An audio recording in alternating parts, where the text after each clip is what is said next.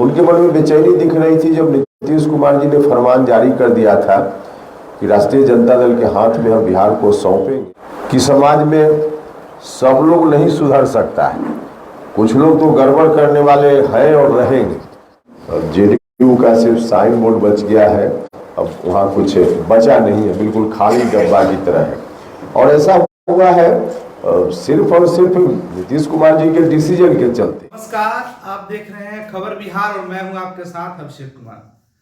बता दें कि उपेंद्र कुशवाहा लगातार अपने बयानों को लेकर सुर्खियों में रहते हैं। इस बार फिर उन्होंने बिहार बचाओ नमन यात्रा के समाप्ति के बाद पटना पहुंचे हैं और पटना पहुंचने के बाद उपेंद्र कुशवाहा ने फिर एक नया सियासी बम फोड़ा है। अब सियासी बम का क्या है मायने हम आपको बता रहे हैं।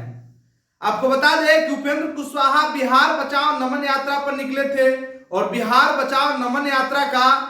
दूसरे चरण का शुरुआत करने के बाद उपेंद्र कुशवाहा अपने दूसरे चरण की यात्रा को समाप्त करने के बाद पटना पहुंचे।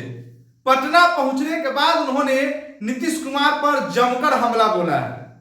और उन्होंने नीतीश कुमार की पार्टी जनता दल यूनाइटेड का नया नामकरण कर दिया है और उन्होंने जनता दल यूनाइटेड का नया नाम जनाजा पार्टी रखा है। उन्होंने कहा है कि मुख्यमंत्री नीतीश कुमार ने बिहार को पीछे धकेल दिया। बिहार की जनता तेजस्वी प्रसाद यादव के नेतृत्व में कार्य करना नहीं चाहती है।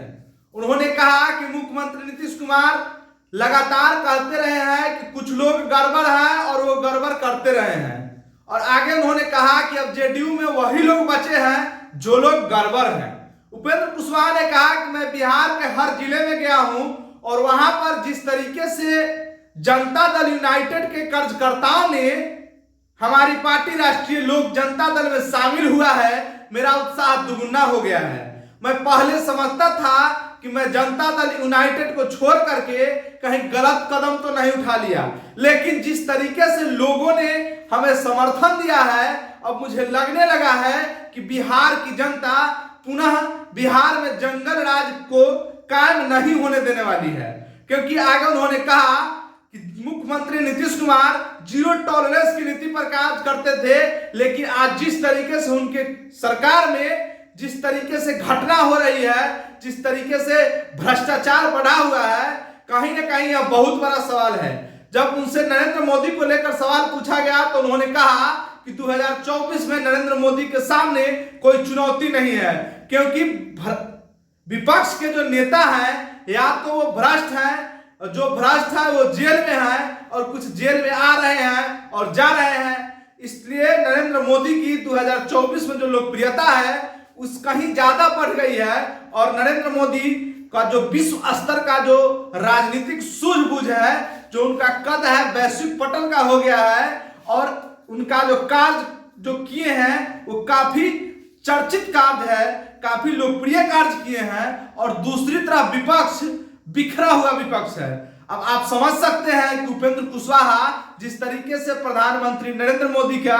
बड़ाई कर रहे हैं, कहीं ना कहीं वो 2024 में एनडीए की तरफ अपना रुझान दिखा रहे हैं। हालांकि वो कह चुके हैं पहले भी कि जिस तरीके से उनको भारतीय जनता पार्टी की केंद्र की सरकार ने और गृह मंत्री अमित शाह जी ने जिस तरीके से Y+ सिक्योरिटी प्रदान किया, उसी समय यह बात क्लियर हो गया था कि 2024 के चुनाव में उपेंद्र कुशवाहा एनडीए की तरफ ही जाएंगे।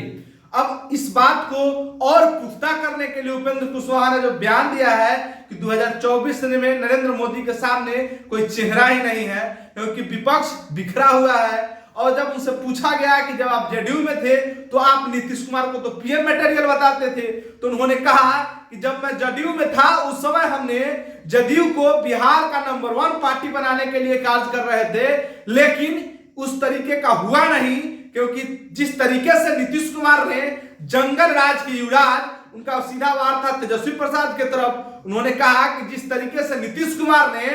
अपना वारिस, राजनीतिक वारिस जो है तेजस्वी प्रसाद को माने हैं, तो यह हमसे बर्दाश्त नहीं होने वाला था, क्योंकि बिहार की जो जनता है वह पुनः से जंगल राज के उस दौर में नहीं जाना चाहती है। और उन्होंने कहा कि बिहार अब आगे बढ़ना चाहता है, लेकिन मुख्यमंत्री नीतीश कुमार के नेतृत्व में मुख्यमंत्री बिहार को पीछे धकेल रहे हैं।